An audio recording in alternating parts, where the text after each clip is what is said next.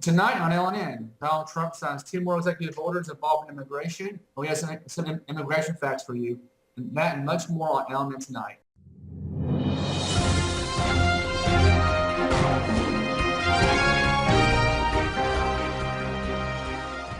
Hello, and welcome to LNN. I'm David Knight alongside with Daniel Morrison. And our big story of the night, Trump signs two more executive orders involving immigration. What exactly did he do here, Daniel? Well, Trump signed an executive order to stop immigration to this country from Middle Eastern countries.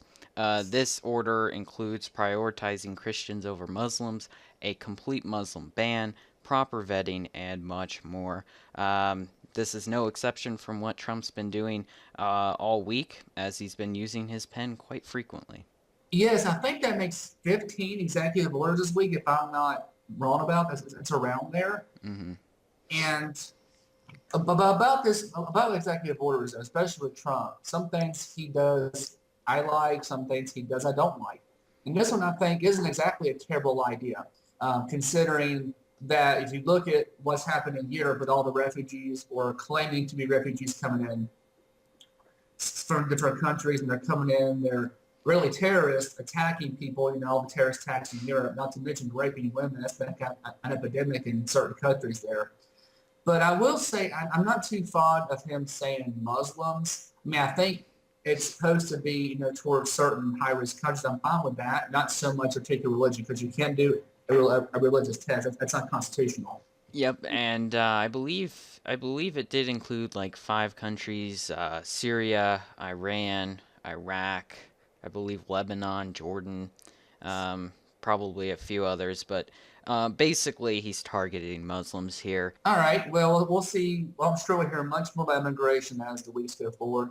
Our next story is staying on immigration. Is about a man who apparently has come to the country many times before, but he's saying it's hard to get in now. Is this true? Yeah, well, first off, there's been a reverse immigration going on for quite a while now, and it kind of, no one's been really covering it. But some of the facts for this, that this new study came out that shows a reduced amount of immigration to the United States, about 170,000 less immigrants in 2015 compared to 2005. And the U.S. has spent 132 billion dollars since the fiscal year of 2005 on border security, and less than half of immigrants being apprehended and deported are from illegal border crossings. So this begs the question: is there really a need for a wall? As is some interesting stuff, definitely, because we always hear that they're coming in, they're taking over, and Hispanics are the largest minority now. There's actually more Hispanics than African Americans in the country. So apparently, that he's saying it's hard to get in because of all the control of all the recent attention to immigration lately. Apparently, Trump's going to keep making it harder, and we all know what's going on with them in Mexico. So I guess we have to look at more numbers and the different sources to see because we all know how easily this stuff can be twisted around. That's true. All right, we'll move on to our next story tonight. Apparently, California is threatening to leave the United States and become a separate nation. Is this true? Yes, it's part of the Calexit movement, and yes, they did steal that from Brexit. Okay, so secession hasn't happened since June 8th, 1861, when Tennessee seceded from the United States. But California is moving forward with its Calexit plan to try and leave the Union. Most of Calexit's backers are far left socialists who want some sort of utopia.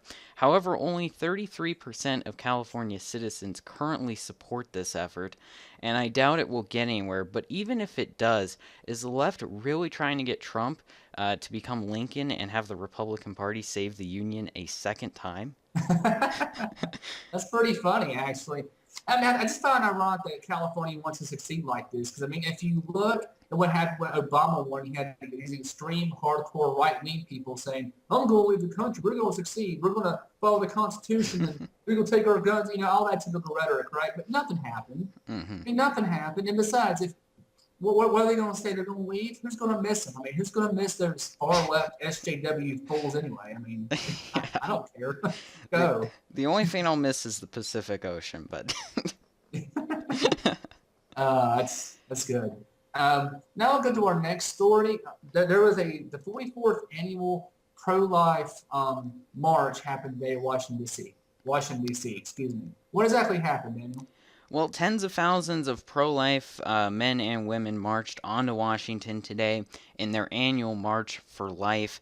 But this time they saw support from the White House, which is rare, as Trump tweeted, and I quote, "To all of you marching, you have my full support."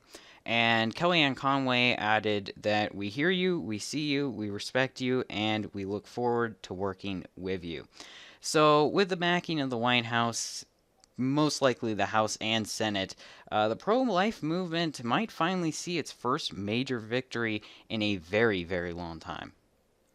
Yes, I can definitely see that happening considering a Democrat has been in the White House the last 8 years, and Democrats are of course, pro-choice and for Hmm. supporting Planned Parenthood and things like that.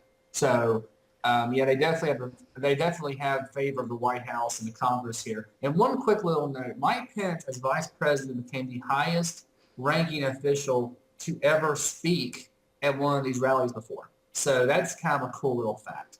Mm. And our last story of the night, good old Rosie O'Donnell keeping us entertained yet again.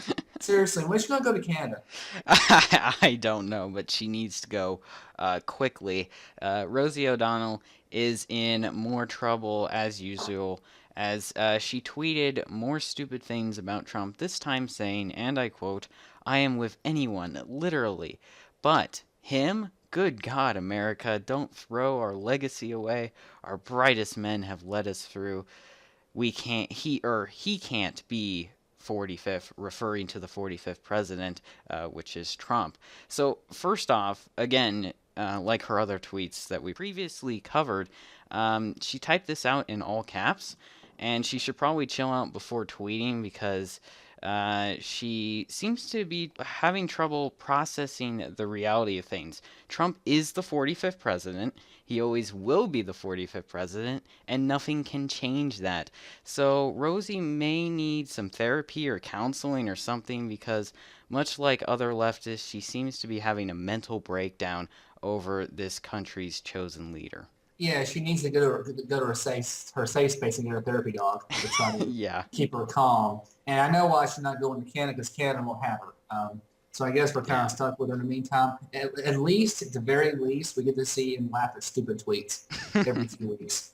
All right. Well, we thank all y'all for watching this week, and we'll see you on Monday.